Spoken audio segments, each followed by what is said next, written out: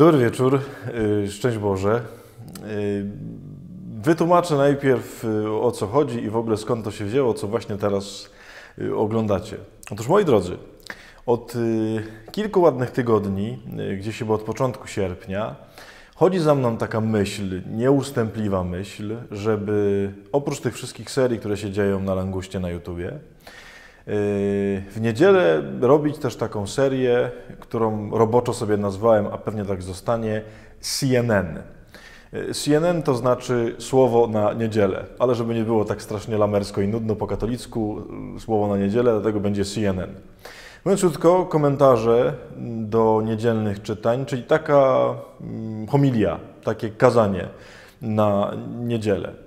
Wzięło się to stąd, że nie ma się co oszukiwać, dysponuję tutaj w tym okienku jedną z największych ambon świata, a prawdopodobnie największą amboną świata, w takim sensie, że ten YouTube to jest ambona, którą można dotrzeć do każdego człowieka. A że też nie mam jakoś okazji i nie będę miał przez najbliższy rok prawdopodobnie gdzie głosić kazań w niedzielę, no to zamierzam pomęczyć ludzkość tutaj w tym okienku. Myślałem o tym od miesiąca. Przez ostatnie kilka tygodni w każdy piątek, sobotę nawet się zabierałem, żeby zacząć nagrywać, ale jakoś się nie mogłem zabrać. A to nie mogłem czołówki wymyślić, a to nie mogłem wymyślić tego, w jakiej to zrobić formacie i tak dalej, i tak dalej, i tak dalej.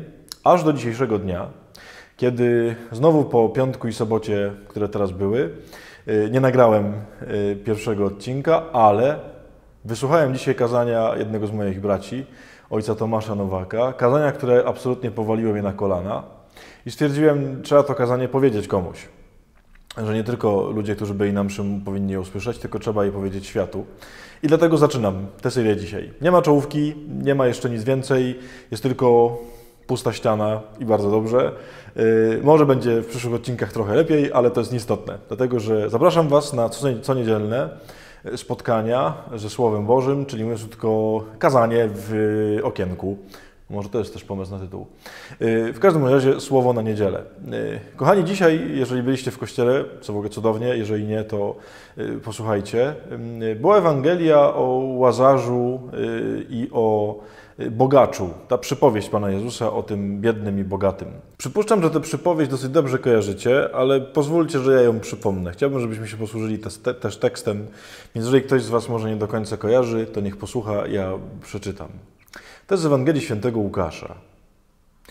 Jezus powiedział do faryzeuszów: żył pewien człowiek bogaty, który ubierał się w purpurę i bisior i dzień w dzień świetnie się bawił. U bramy jego pałacu leżał żebrak okryty wrzodami imieniem Łazarz.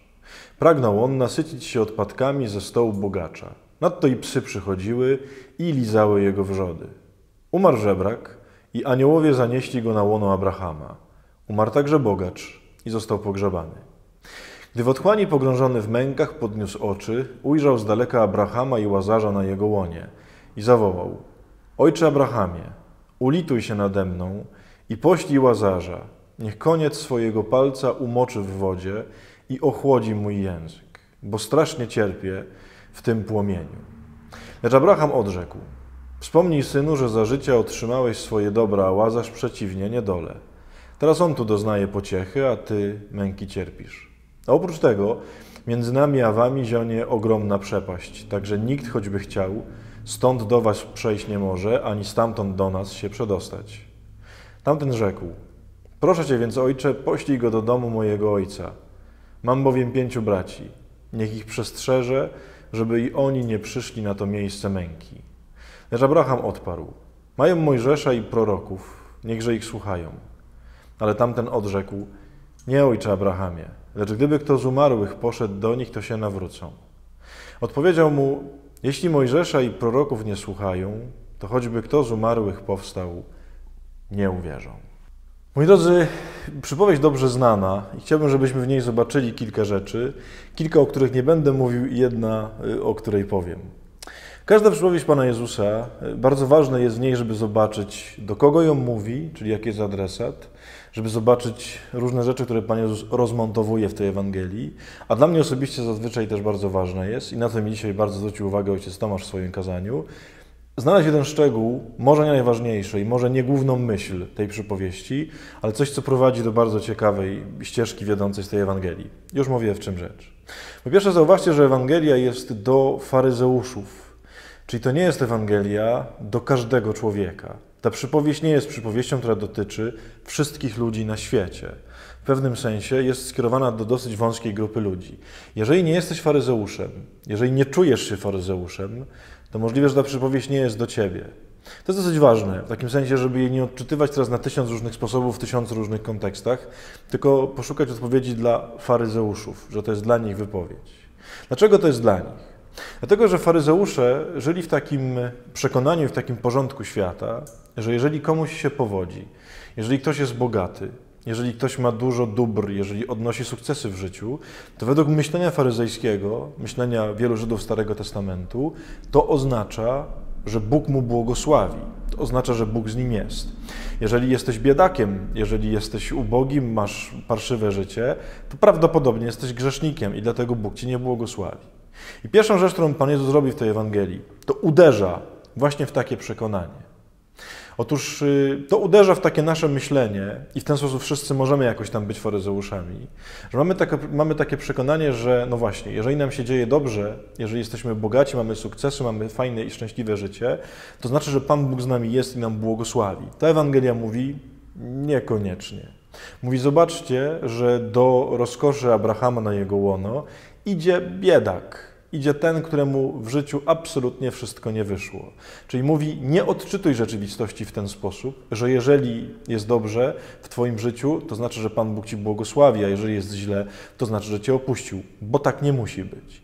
Ale, żeby nie było tak łatwo, moi drodzy, to nie jest tak, że w związku z tym od razu druga wersja jakby jest prawdziwa, że jeżeli tutaj ci jest słabo i niedobrze, jeżeli jesteś beznadziejny, grzeszny, biedny, nie wiem, masz niepoukładane życie, to już na pewno się Panu Bogu podobasz. Nie, nie, nie.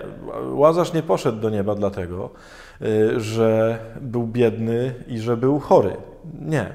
To nie jest taka prosta przekładnia, że skoro ci to nie wychodzi, to Pan Bóg ci to wszystko wynagrodzi po śmierci. To jest taka główna myśl jakby tej przypowieści, gdzie Pan Jezus uderza w takie nasze myślenie, czyli uderza w takie stereotypy i standardy, które sprawiają, że jakby źle odczytujemy bycie Pana Boga z nami. Czego więc można w tej Ewangelii poszukać? Jak na to spojrzeć inaczej? Skoro Pan Jezus coś rozmontował, to może coś pokazał. Jedną z rzeczy, broń Boże nie twierdzę, że jedyną i najważniejszą, ale rzecz niezwykle intrygującą są oczywiście psy. I nie zamierzam tutaj mówić standardowej dominikańskiej gadki, bo to wiadomo, Dominikanie, nie wiem czy wiecie, ta nazwa oznacza psy pańskie, więc to jest przypowieść o nas i w ogóle my jesteśmy tacy super. Nie, to nie jest o tym. To jest Ewangelia dla psów, albo inaczej bym powiedział, to jest przypowieść, która zaprasza. Nie jest do końca istotne, czy jesteś bogaty i wszystko ci się układa, czy jesteś biedny i beznadziejnie masz, ale Pan Bóg ci wynagrodzi, tylko coś innego jest ważne. Bądź jak pies. I kochani, tu trzeba zobaczyć kilka rzeczy, o czym mówimy, kiedy mówimy o psach z tej przypowieści. Po pierwsze, nie wolno nam myśleć o tych psach w takiej kategorii, w jakich my dzisiaj myślimy o psach, czyli sympatyczne zwierzę udomowione, które wszyscy kochamy. Jak już ktoś ma psa albo ma psa w domu, jak już ktoś ma psa w domu, to wiadomo, że to jest jego ulubieniec i w ogóle psy są takie słodkie, takie cudowne i tak dalej. Moi drodzy, w czasach biblijnych i w tych czasach, kiedy Pan Jezus opowiada tę przypowieść, szczególnie w kulturze żydowskiej, psy to są zwierzęta nieczyste. To są zwierzęta powszechnie pogardzane. Powiedzieć dla komuś, ty psie, zresztą to nawet dzisiaj trochę też tak zostało, to jest ogromna obelga. Pies to nie jest fajne zwierzę w tamtym czasie. I to zwierzę też w tej przypowieści, że tak powiem, jest pokazane tak dosyć pospolicie w tym sensie, że ono nie ma jakichś wielkich, takich jakby to powiedzieć, ono nie ma jakichś wielkich atutów duchowych. Zauważcie, że te psy się znajdują tam przy domu tego bogacza, nie dlatego, że miały w sobie coś niewiarygodnego, że były jakoś, nie wiem, duchowo rozwinięte i miały jakieś wielkie cechy. Nie, one tam się przychodziły nażreć, no nie oszukujmy się. W tym domu bogacza często ucztowano. Jak jest ucztowanie, to jest żarcie, przepraszam za słowo. Jak jest żarcie, to przychodzą psy, żeby się nażreć tego żarcia, bo zawsze coś tam spadnie ze stołu. Czyli zauważcie, że te psy to nie są, że tak powiem, rarytasy duchowe. To nie są święci, to nie są nieskazitelni moralnie. To są tacy ludzie często dosyć niscy i tacy ludzie, którzy szukają takiego dobrego zaspokojenia życiowego. I dlatego kocham tę Ewangelię. Dlaczego? Dlatego, że to jest o mnie. Ja nie jestem zbyt wysokich lotów, nie jestem święty, nie mam zbyt wysokich kwalifikacji moralnych. Często się łapię na tym, że szukam po prostu zaspokojenia i takiej przyjemności życiowej. No nie jestem wybitnym przedstawicielem ludzkości, ale jedno mogę i dlatego te psy są takie niezwykłe. Otóż te psy z tej Ewangelii mają jedną cudowną, niezwykłą cechę, która sprawia, że one są tak wyjątkowe. Otóż one, ile się tylko dały, lizały rany tego Łazarza.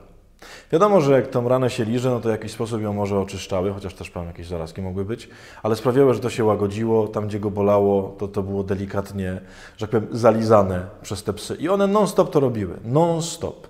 Cały czas miały nosy przy ziemi, czyli nosy tam, gdzie jest ludzka bieda, tam, gdzie jest ludzka małość, tam, gdzie jest wrzód, bo on miał wrzody, tam, gdzie są te różne takie niefajne rzeczy i tam z ciepłym, uzdrawiającym, leczącym językiem nieustannie były. Co w ogóle najpiękniejsze, zauważcie, nie uratowały go. To nie jest tak, że go lizały i on wyzdrowiał, ten Łazarz. Lizały go i umarł. Czyli mówiąc krótko, nie udało im się, tym psom, tak go naprawić, tak go uleczyć, tak mu wyłagodzić jego cierpienie, żeby wyzdrowiał. Złagodziły, ale jednak umarł. I moi drodzy, ta Ewangelia, ta przypowieść, oczywiście między tysiącem innych znaczeń, jest dla mnie właśnie o tym. Jest jednym z najpiękniejszych wyrazów tego, czym jest miłosierdzie.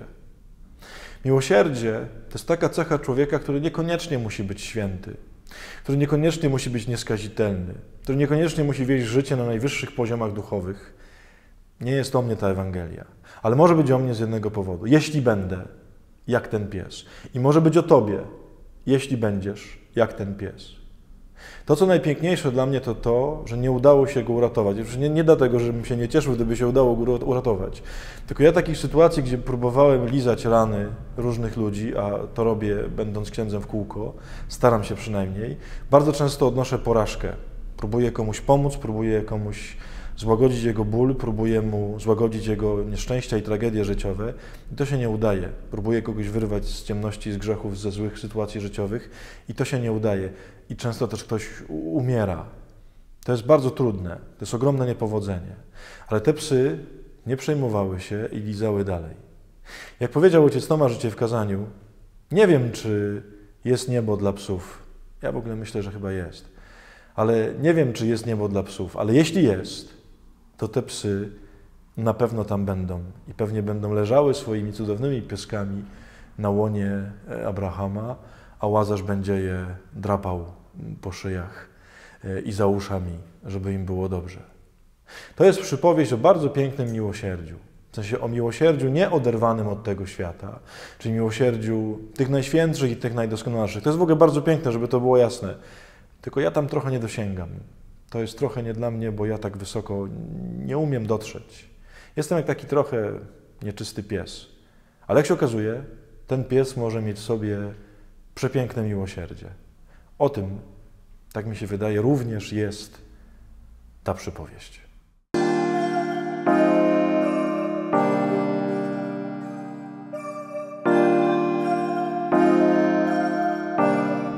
No to wystartowaliśmy. Następny odcinek będzie prawdopodobnie w przyszłą niedzielę. Chciałbym, żeby były co niedzielę, a pewnie będzie jak będzie. Czyli jak będzie, to będzie, jak nie będzie, to nie będzie, ale będę się starał, żeby był. Jeżeli uważacie, że ta seria jest fajna i że powinna być, to proszę dajcie znać kciukami i komentarzami, że tak, rób w niedzielę kazanko do okienka dla całego świata. To by było super, wygłosić dla Was kazanie dla całego świata przez to okno. Serdecznie Was pozdrawiam, życzę Wam najlepszej nocy. Z Bogiem, do usłyszenia w następnym CNN.